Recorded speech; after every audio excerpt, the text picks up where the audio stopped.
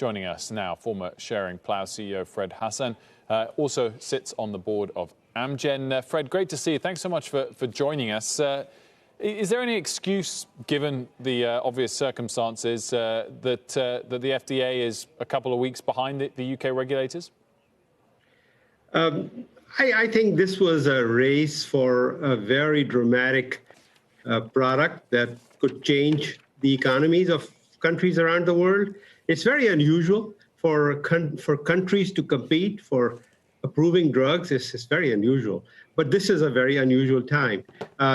The fact that a very high standard body in the UK, MHRA, approved the vaccine, this really is a very important validating step for the Pfizer vaccine. And the advisory committee that's going to occur on the Pfizer vaccine next week should give us all a lot of reassurance that once the product is approved, that this thing could be very useful. It'd be a very effective, very safe vaccine. The data is astounding. It was never expected to be 90% plus. And the safety is very well known. They've been watching safety in real time.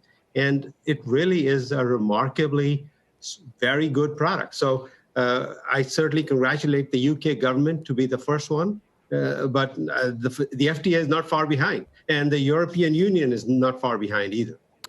What will you be watching most of all as this is rolled out in the next couple of weeks in the UK in terms of the challenges of administering a vaccine so widely? Well, it always comes down to who gets it first and the prioritization. And in the US, for example, they're going to meet as an advisory committee separate from the advisory committee that decides on the vaccine. There'd be an advisory committee that would decide the prioritization of the vaccine based on the product characteristics of the vaccine. In the UK, they are a little more centralized around it. There are 50 priority hospitals. Then there are the B category hospitals. And then there are the general practitioners and the pharmacists who are going to get it for the community rollout.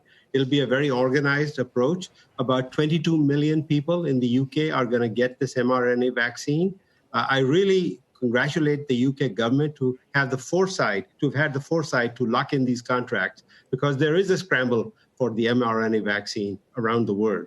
They certainly are going to access it very quickly, but so are the people here in the US. I think you're going to see a lot of people get vaccinated before the end of this year, and that's a wonderful thing to hear. Shepard Smith here. Thanks for watching CNBC on YouTube.